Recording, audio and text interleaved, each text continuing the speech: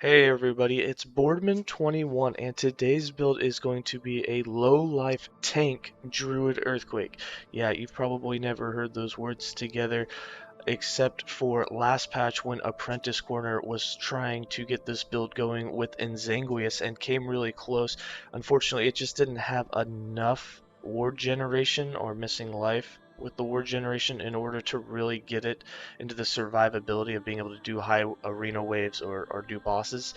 But now with the boots, last steps of the living, which compounds with Enzanguius, and the two together can give you a massive amount of ward generation. Basically, you can have the same amount of ward that you have health, and with that, you could put these two pieces on any class in the game and do alright.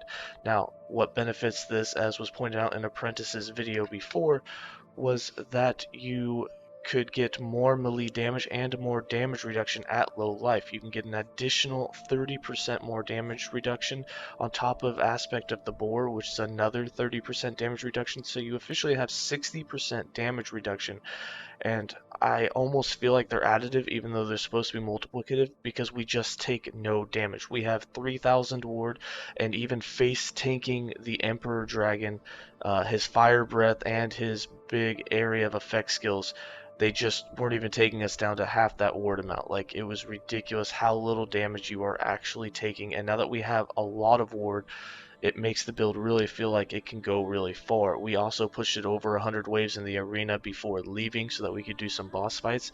So it is very, very tanky.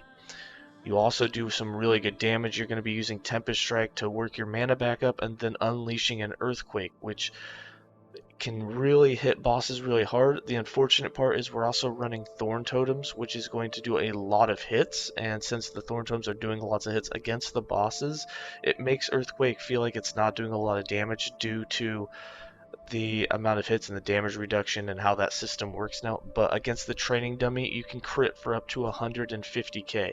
Like, it is a very hard hitting skill. If you go through the monolith or you go up against any mobs that aren't bosses, you can basically one shot them. Like, I've one shot fire golems, I've one shot scorpion bosses. Like, you can one shot just about anything with the skill, and the nice thing is it hits 3 times when you cast it once. But let's go ahead and get into the skills. For skills, we're running Summon Thorn Totem, Tempest Strike, Summon Frenzy Totem, Ice Thorns, and Earthquake. For Summon Thorn Totems, we have this so that when we proc it, we are getting all 5 of them. It's also going to be applying the Chill and has a chance to freeze. The reason that we want that is Earthquake will do 150% more damage against frozen or chilled enemies, so it's very useful for that. The unfortunate part for Summon Thorn Totems is they do so many hits with their projectiles that on bosses, they activate the damage reduction to basically its max right off the bat, so Earthquake will do less damage because of that. So it can be rather annoying, but at the same time very beneficial anywhere outside of the bosses. For here we have 3 points in Forested Expanse, 3 points in Eternal Forest, 1 point in Groove Mind, 2 points in Memories of Edera, 5 points in Venom Tipped Thorns, 1 point in Lasting Affliction, 3 points in Rotten Core, 1 point in Ice Thorn Totems, and 1 point in Frost Attunement. For Tempest Strike, we're using this to proc the Thorn Totems because we're not using the idols, and on top of that, we're using it to get mana back. We have 4 points in Reinforced Stone, 5 points in Unspent Power, 1 point in Thirsty Blades, 1 point in Charged Stone, 1 point in Dead Wind, 2 points in Earthquake, 4 points in Earth Aid, 1 point in Hailstorm, and 1 point in Grounded. The reason that we're not proccing Lightning Bolt and not proccing Northern Wind is because we only want to proc the Earth Spikes for the Thorn Totems, and we still want to be able to get that 20 mana back when we don't proc anything.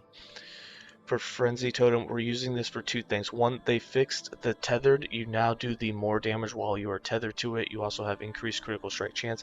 This is very nice, and it boosts Earthquake's damage by quite a bit. You also get more attack speed with this for the Frenzy effect. It doesn't do much good in this build. We were running Serpent Strike, so you can change these 4 points out, but you do also get the 5 points in Grounded for that 25 increased global melee physical damage. So the only thing I would change with this build, take the 4 points out of Rapidity and put it into Reinforced Totem. However, you can keep these here. They do affect the Thorn totems and will make them cast faster, which isn't necessarily a good thing. They will apply chill and have a chance to freeze, but they also apply more hits on bosses and therefore will have the damage reduction kick in even harder. But we have 1 point in Reinforced Totem, 4 points in Rapidity, 5 points in Grounded, 1 point in Dig In, 4 points in Teutonic Reach, and 5 points in Dig Deep for that 250% critical strike chance.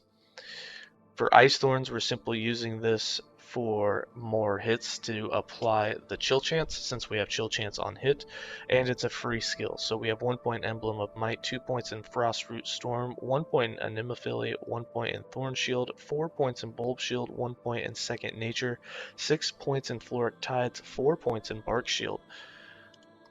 For Earthquake, we have 4 points in Rupture, 1 point in Seismic Smash, 1 point in Seismic Tide to have that initial hit happen 3 times. This will double the cost of the skill.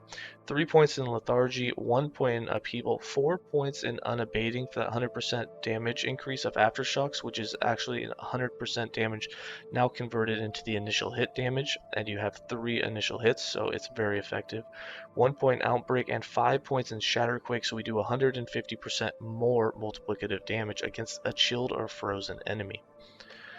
For passives, we have 25 points in the Primalist base class with 2 points in Primal Strength, 6 points in Natural Attunement, 6 points in Gift of the Wilderness, 1 point in Primal Medicine, 5 points in Ancient Call, and 5 points in Berserker, which allows you to have 100% more melee damage at all times because we're doing the ward build at low life, and we take 30% less damage, which is just absolutely makes you super tanky. It feels like it's doing way more than 30% less damage. For Beastmaster, we have over 25 points. We have 5 points in Salvagey, 5 points in Feline Bond, 5 points in Boarheart, 5 points in Porcine Constitution, so that we get 30% more damage reduction while we have this active, 5 points in Primal Strength, so we have a 20% chance on melee hit to activate it, and 4 points in Axe and Claw for that increased physical damage for Earthquake.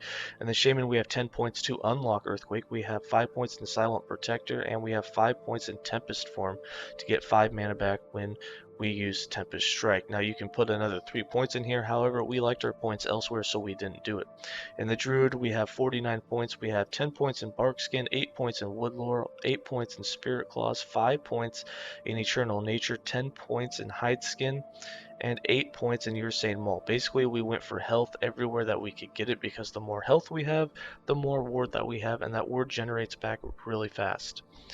For items, we have a whole bunch of increased health. Now, there is 2 types of health idols, but we weren't able to get the other one. You do have increased health percentage-wise, and there is flat health as well. Unfortunately, I couldn't find my flat health. I think I have them on another character, and I haven't had any drop for a really long time, so I don't even know if they're in the game anymore.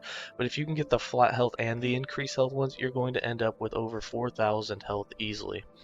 For weapons, for our weapon, you want melee physical damage, and then you can add a secondary melee damage, which could be cold, fire. It doesn't matter which. Cold is just more of the Primalist. It has more benefits to it. So I added that in there. You want chance to chill on hit, and then we went with plus all attributes for more damage. You don't need any defenses in this. We're running no protections, and we're super tanky. Obviously, you'll have the 2 uniques. You're going to have Inzanguius, and you're going to have Last Steps of the Living. These together are going to give you a bunch of current health loss per second, and a bunch of that missing health gained as ward. As you can see, we have almost 3,500 health, and we're sitting at almost 3,300 ward, and it regens when you get down to about 1,000 ward. It starts regenning super fast. For everything else, we just went with health and dodge. Put health and dodge on everything. We have set dodge, we have set health. Now, unfortunately, for set dodge and set health, the 4th set piece is on the boots, which we couldn't use.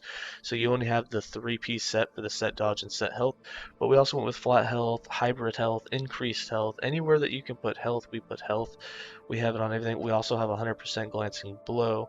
And then for our character sheet, we have, as you can see, basically no protections at all. We have our 100% glancing blow. We have a 47% chance to dodge. We have some ward retention thanks to the boots, and that's all that we have. We don't even have a lot of damage. We have some critical strike multiplier. We only have 170% melee damage, and yet we can still hit hard as a rock with Earthquake.